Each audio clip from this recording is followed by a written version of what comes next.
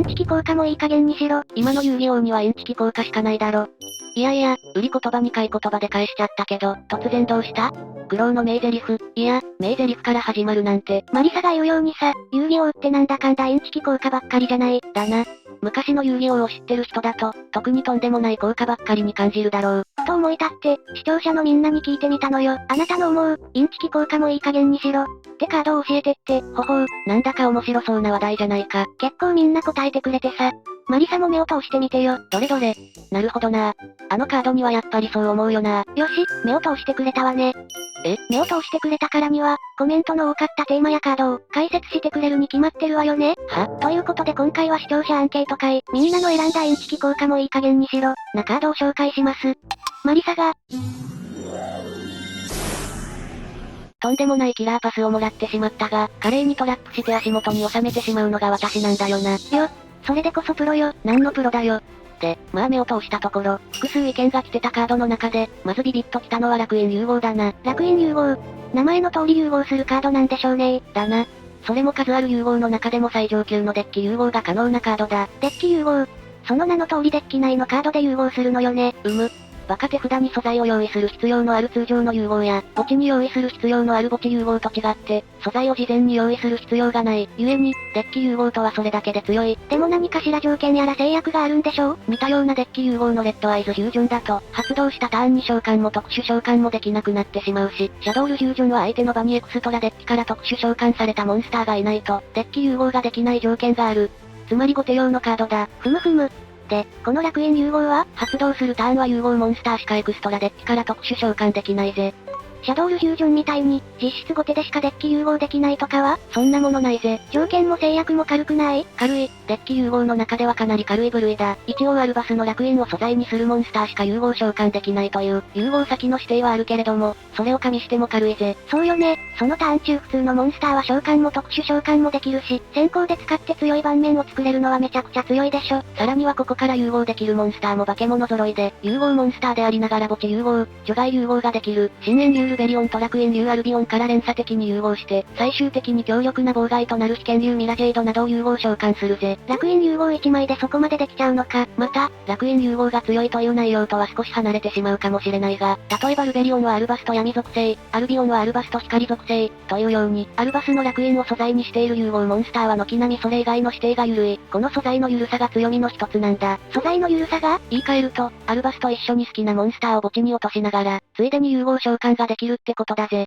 スーパー愚かな埋葬じゃん。ってことは、融合ついでに墓地効果のあるモンスターを落として、だな。それでデッキから落とすのがトライブリゲードメルクーリエだったり、赤の聖女カルテシアヤザビーステッドルベリオンなどなど、なんかもう楽園融合1枚からバカみたいに宿を稼ぎ続けるんだよな。楽園は2021年末から結構長い間活躍したデッキだけど、その期間、インチキだよなって感じ続けたって人も多いんじゃないかな。マリサもその一人。って口ぶりだわ。なんなら今でも融合グッドスタッフとかでたまに使われてるし、本当に息の長いデッキだ。そんな楽園の魂である、楽園融合を紹介したぜ。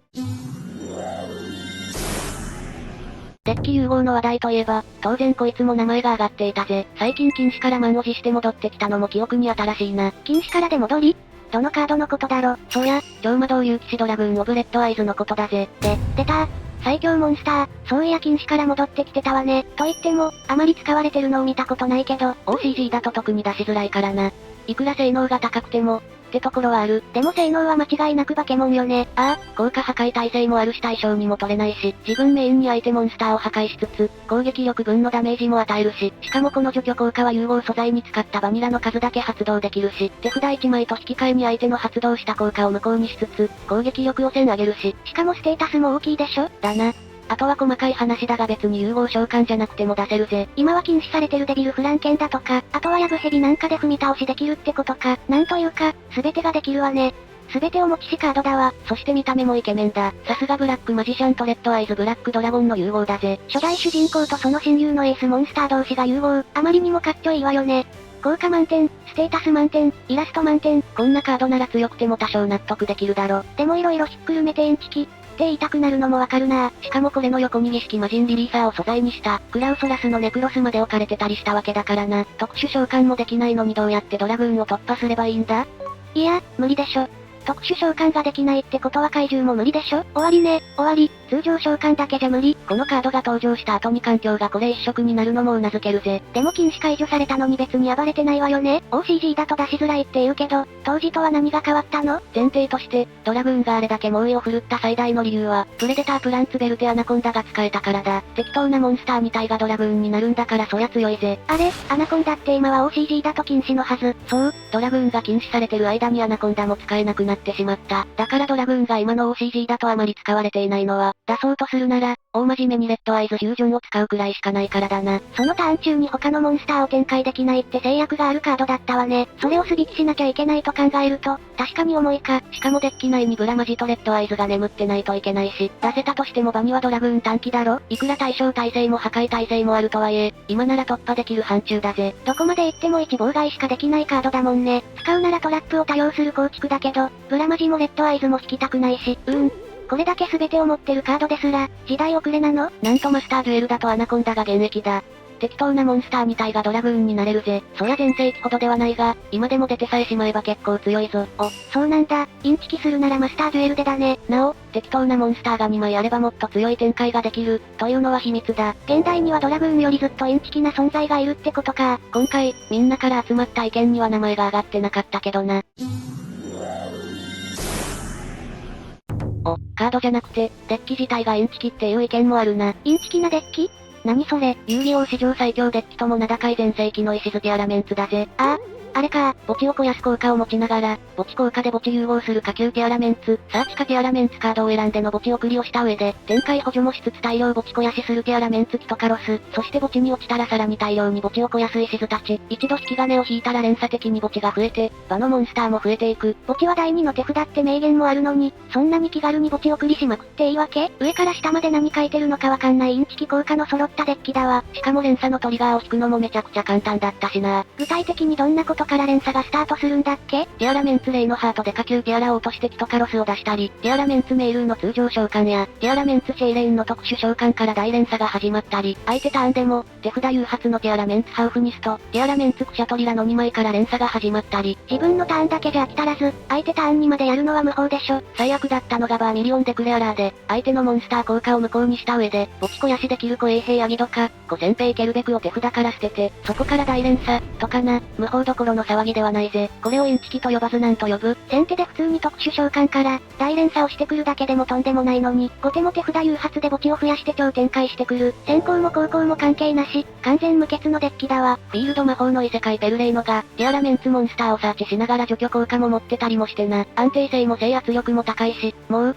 使ってて乾いた笑いが止まらなかったぜ。そうでしょうね。使ってる側はね。何が面白いって、石月アラメンツ同士のミラー戦だよ。ケルベクとアギドがお互いのデッキを5枚落とす効果だから、自分のために落としたアギドから相手の連鎖が始まったりするんだ。じゃあ、お互いにキトカロスが出てそこから墓地が急激に増えていったり、相手の石図が落ちてさらにお互いの墓地が超えていったりな。もう盤面も墓地もチェーンもしっちゃかめっちゃかさ。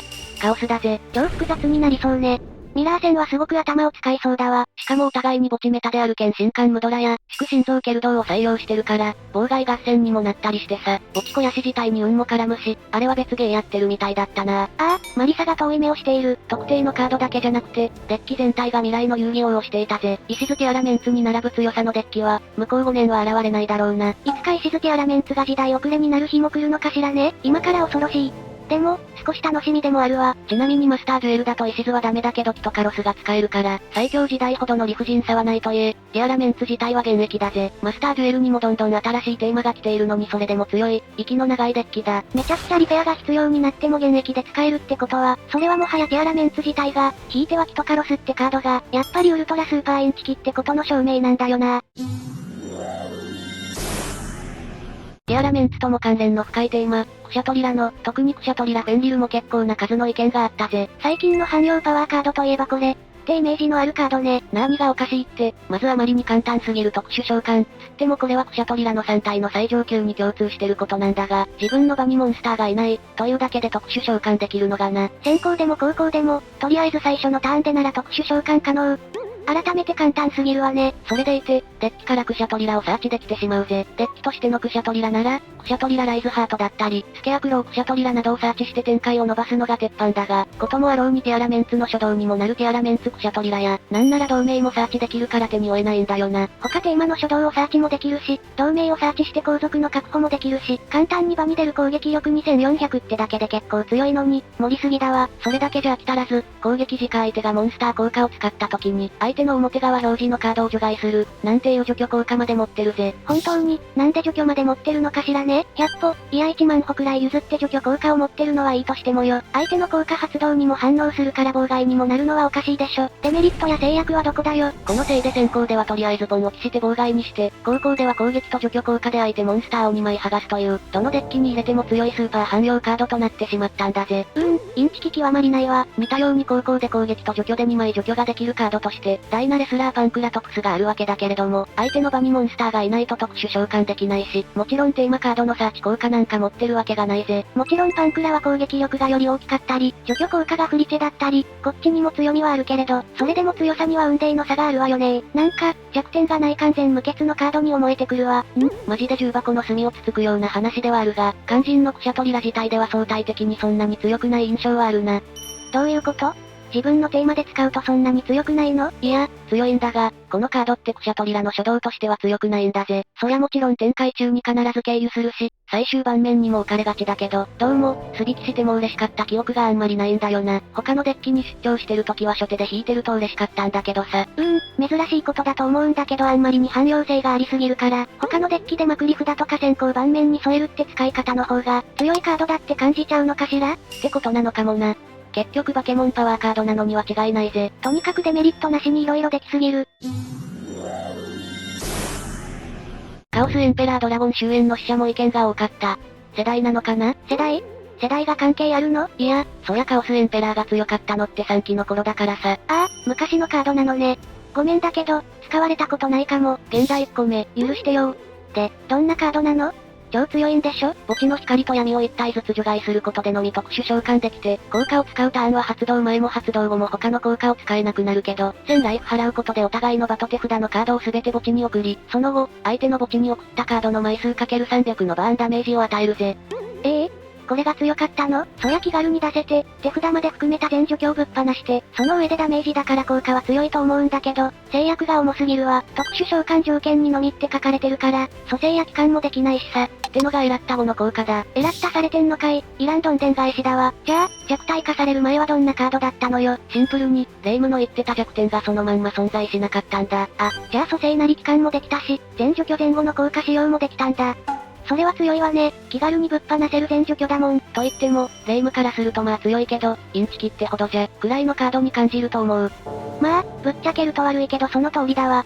強いとは思うけどね。そこで関係してくるのが時代なのさ。3期の頃って、モンスター効果で全体除去できるってだけで異常だったのに、しかもそれが攻撃力3000で、光と闇を除外するだけで出てくるんだぞ。なるほど、当時としては異様に簡単に出せる大型モンスターで、しかも全除去持ち。って考えるとインチキ度が増すわね。その上でお互いの手札も全部ぶっ飛ばすだろ。ここで、これまたみんなからの意見も多かった別のカードが関係してくる。ヤタガラスというカードだ。2枚目のインチキカードの登場ね。ヤタガラスは攻撃力200の小型スピリットモンスターだ。スピリットモンスターだから、通常召喚したターンの終わりに手札に戻る。低攻撃力だしスピリットだし、結構使いづらそうだけど。だが、このカードが相手に戦闘ダメージを与えることができれば、次の相手ドローフェーズをまるっとスキップすることができる。ドローロックか。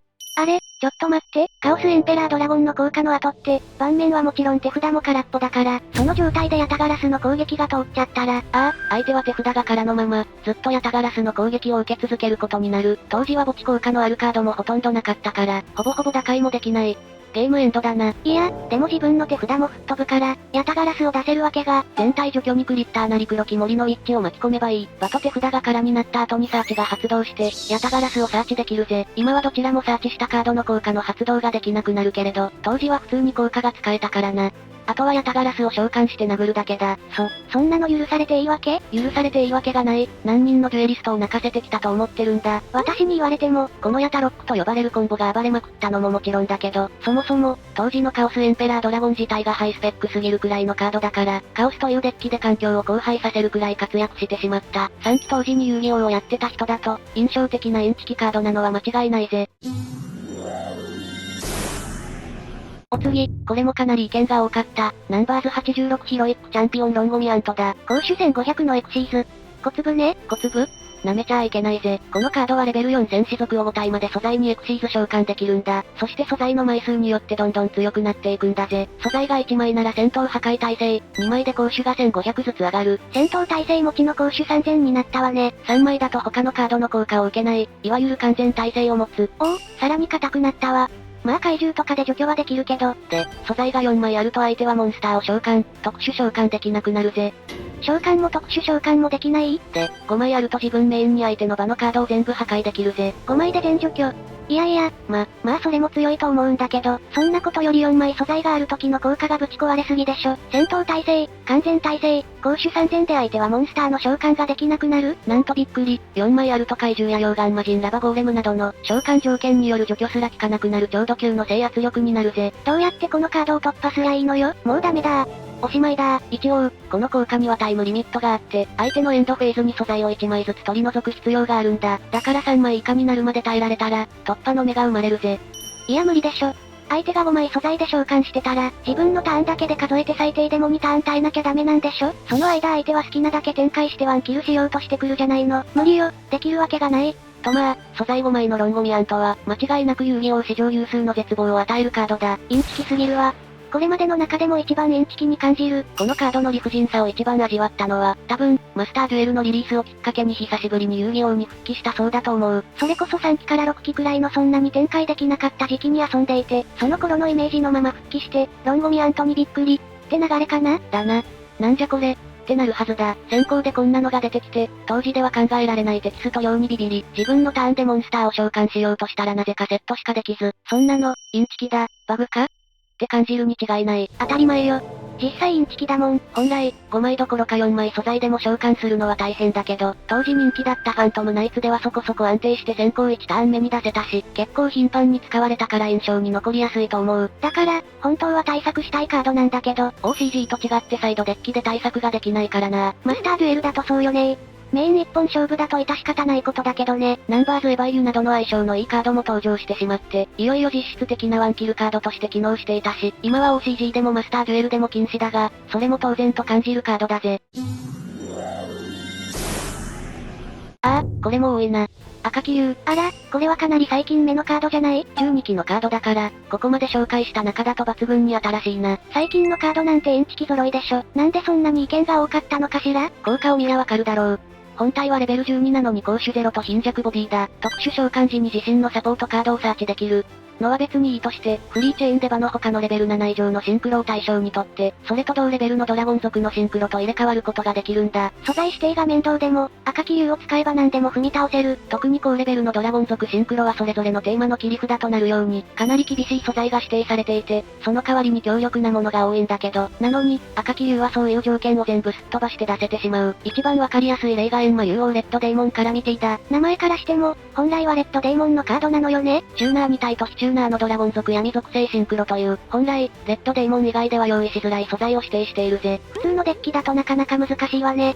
非チューナーの指定が特に重い。効果だって、攻めっ気の強いレッドデーモンの戦略に沿って、シンクロ召喚したターンに相手は場のカードの効果を一切発動できなくなる効果。戦闘破壊したモンスターの攻撃力分相手にダメージを与えるバーン効果。破壊されても墓地のレベル8以下のドラゴンシンクロを蘇生する効果と、全部レッドデーモンの切り札として使われるためにデザインされたカードのはずだ。なんだけど、赤気流の手にかかれば自分ターンどころか、相手ターンに場に出すことができるようになり、本来自分の攻撃を安全に通すための効果である、相手が効果をを使えなくなる効果を、相手ターンに何もさせないという絶望的な制圧をするために使えてしまうんだ。信じて送り出したカラミティが赤気流のインチキ効果にドハマりして、とんでも先行制圧をしてくるなんて、送り出したというか、勝手に赤気流が借りていってるだけなんだが、これのせいでカラミティは禁止されてしまったんだぜ。レッドデーモンが好きな人からすると、とんだとバッチリよね。カラミティが禁止された後もいろんなテーマからエースを借りてるし、元のテーマが好きな人からすると、印象が悪いに決まってるわな。最近のカードの中では一番インチキって声が多かったぜ。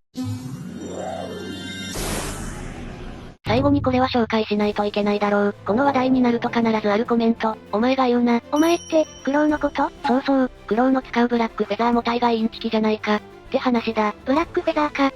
今はそんなに活躍してないからな。インチキってイメージは薄いけど、そんなに言われるほどなの？特に6期の頃の全盛期ブラックフェザーは、当時としてはインチキだらけだろ。って言いたくもなるぜ。ああ、カオスエンペラードラゴンみたいなもんで、当時のカードパワーからすると強かったのか。まず、当時のブラックフェザーを象徴すると言っても過言ではない。ブラックフェザー疾風のゲイルから確認していこう。超獣族の闇属性チューナー。まあ普通よね。でも、盤面に同盟以外のブラックフェザーがいれば、それだけで特殊召喚ができるんだぜ。盤面のモンスターと合わせてすぐにシンクロ召喚ができてしまう。うわぁ、これも当時としてはかなり簡単に特殊召喚できるのか。展開力の低かった時代にお手軽にシンクロ召喚できるのは、確かにずるいわね。とはいえ、これだけならまだまだインチキイメージが少なかったと思う。多分、このカードで一番インチキなところは、相手モンスターの攻守を半分にする効果だ。このカード自体が攻撃力1300だから、単体で攻撃力2600まで相打ちに持ち込める。ってことは攻撃力2500、ブラマジくらいの攻撃力なら一方的に勝てるぜ。2600とか2500って言ったら、結構な大型モンスターじゃん。というか攻撃力2500って、歴代主人公のエースモンスターの攻撃力よ。自分の効果で特殊召喚できる下級モンスターにしては、戦闘力が高すぎない？高すぎる。シンクロが登場したといえ昔は今よりもターンのやり取りがずっと多くて、モンスターの戦闘もたくさん起きていたから、なおさらだ。下級モンスターができていい仕事じゃないでしょ。それ、普通に汎用レベル3チューナーとしてもかなり使われたぜ。そりゃ、下級チューナーとしての役割以外にも、戦闘にも強いんだからね。で、疾風のゲイルだけならまだ良かったんだ。問題は黒い旋風。これもブラックフェザーを象徴するカードだが、自分の場にブラックフェザーが通常召喚された時に、そのモンスターより攻撃力の低いブラックフェザーをサーチできるんだ。つまり、黒い旋風がある状態で攻撃力1400以上のブラックフェザーを、通常召喚するだけで、疾風のゲイルをサーチできる。ってこと？そう、そしてサーチしてきた疾風のゲイルは、サーチのために場に出したブラックフェザーがいるから、特殊召喚できる。何かしら召喚しただけで、戦闘補助しつつ打点も増えてシンクロもできて、うわぁ。なんだかすごく現代っぽい動きに感じるんだけど、戦闘で勝てば1500以下をリクルートできるブラックフェザー双円の修羅、ゲイルと同条件で特殊召喚できてそこそこの攻撃力のブラックフェザー黒槍のブラスト、攻撃力を1400上げる手札誘発で、自身の攻撃力も1400のブラックフェザー月影のカルート、などなど、ゲイルをサーチするきっかけになるカードも優秀だったぜ。優秀なモンスターからインチキモンスターをサーチできるのか。ブラックフェザー極北のブリザードのような、簡単蘇生札もあったりしたし、墓地シンクロという本当のインチキ、ブラックフェザー大敗の場合もいるし、展開力も戦闘力も継戦能力も、環境随一のデッキだったのが、昔のブラックフェザーだったんだ。6期の頃だと、ずるいなそれは。なんなら最近もデッキシンクロしたり、めちゃくちゃなカードが増えてたりするし、こんなテーマを使っておいて、インチキ効果もいい加減にしろなんて、どの口が言ってるんだって話だぜ。お前が言うな。意見の多かったカードやテーマをざっと紹介してきたわけだけども、ここからは実際に寄せられた意見をピックアップしていくぜ。まずはこれ、カオスエンペラードラゴンに対しての意見だな。そんなわけないと思ってカードの効果を読む。当時の環境だと本当に異常なカードパワーだったのね。次は赤木流。カード紹介の時に私もこう紹介したけれど、踏み倒し先の元のテーマが好きな人は本当にとばっちりなはずだぜ。絶ゆる、恨みがこもってるわね。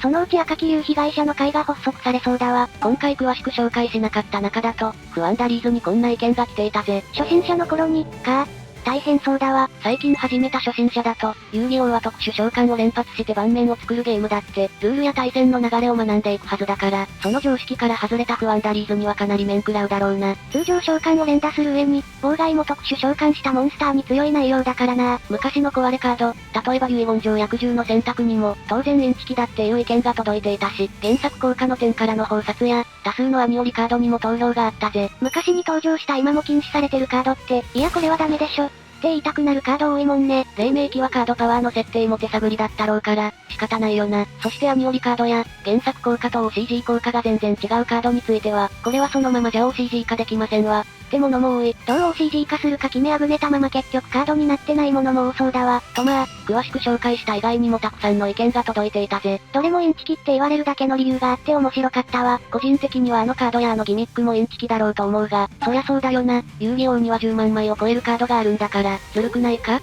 て思うカードがたくさんあって当たり前だよな。歴史も長いし、みんなもいろんなインチキと戦ってきたはずだわ。そりゃ109件も意見が集まるってもんよ。今回いただいた意見は全部しっかり目を通してるわよ。マリサが、私がだぜ。これからも突発的にコミュニティ機能を使って、アンケートを取ることがあると思うから、その時はまたよろしくね。また、この動画のコメント欄にもこのカードもインチキだろって意見や、詳しく紹介した内容についてもっとこういうところがインチキだった、みたいなツッコミどころがあれば、コメントしてくれると嬉しいぜ。それじゃ、今回の動画はここまで。みんな、また次の動画でもよろしくね。